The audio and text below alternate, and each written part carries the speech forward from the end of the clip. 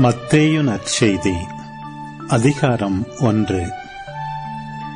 தாவீதின் மகனும் ஆபிரகாமின் மகனுமான இயேசு கிறிஸ்துவின் மூதாதையர் பட்டியல். ஆபிரகாமின் மகன் ஈசாக்கு, ஈசாக்கின் மகன் யாக்கோபு, யாக்கோபின் புதல்வர்கள் யூதாவும் அவர் சகோதரர்களும். யூதாவுக்கும் தாமாருக்கும் பிறந்த புதல்வர்கள் பெரேட்சும் சேராகும்.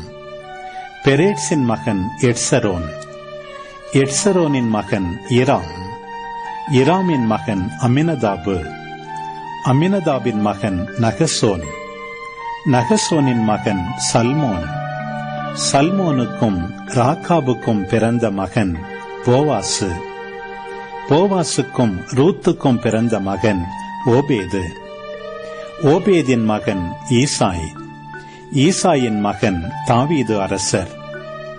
தாவீதுக்கு உரியாவின் மனைவியிடம் பிறந்த மகன் சாலமோன், சாலமோனின் மகன் ரெகபயாம், ரெகபயாமின் மகன் அபியாம், அபியாமின் மகன் ஆசா, ஆசாவின் மகன் யோசபாத்து, யோசபாத்தின் மகன் யோராம், யோராமின் மகன் உசியா, உசியாவின் மகன் யோத்தாம், யோத்தாமின் மகன் ஆகாசு, ஆகாசின் மகன் எசேக்கியா, எசேக்கியாவின் மகன் மனாசே, மனாசேயின் மகன் ஆமோன், ஆமோனின் மகன் யோசியா, யோசியாவின் புதல்வர்கள் எக்கோனியாவும் அவர் சகோதரர்களும்.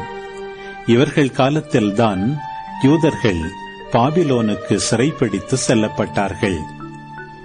பாபிலோனுக்கு சிறைப்பிடித்து செல்லப்பட்ட பின்பு எக்கோனியாவுக்கு பிறந்த மகன் செயல்தியேல், செயல்தியேலின் மகன் செருபாபேல், செருபாபேலின் மகன் அபியூது, அபியூதின் மகன் எலியாக்கிம், எலியாக்கிமின் மகன் அசோர், அசோரின் மகன் சாதோக்கு, சாதோக்கின் மகன் ஆக்கிம், ஆக்கிமின் மகன் எலியூது, எலியூதின் மகன் எலையாசர், எலையாசரின் மகன் மாத்தான், மாத்தானின் மகன் யாக்கோபு, யாக்கோபின் மகன் மரியாவின் கணவர் யோசேப்பு, மரியாவிடம் பிறந்தவரே கிறிஸ்து என்னும் இயேசு.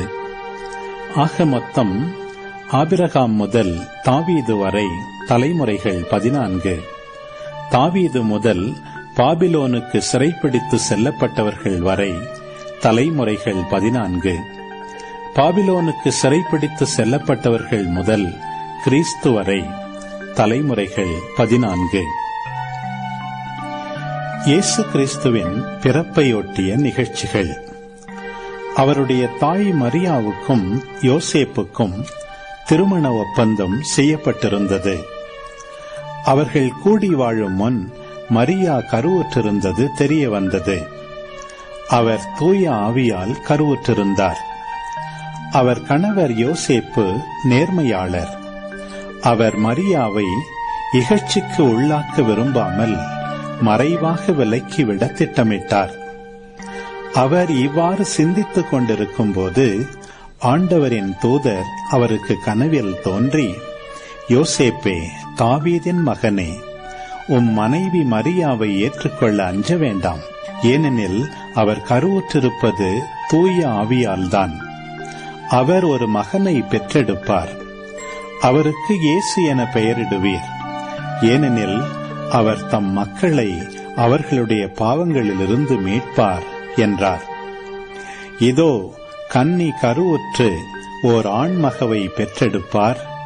அக்குழந்தைக்கு இம்மானுவேல் என பெயரிடுவர் என்று இறைவாக்கினர் வாயிலாக ஆண்டவர் உரைத்தது நிறைவேறவே இவை யாவும் நிகழ்ந்தன.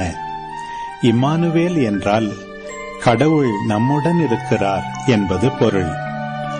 யோசேப்பு தூக்கத்திலிருந்து விழித்தெழுந்து ஆண்டவரின் தூதர் தமக்கு பணித்தவாறே தம் மனைவியை ஏற்றுக்கொண்டார். மரியா தம் மகனை பெற்றெடுக்கும் வரை யோசேப்பு அவரோடு கூடி வாழவில்லை. யோசேப்பு அம்மகனுக்கு இயேசு என்று பெயரிட்டார்.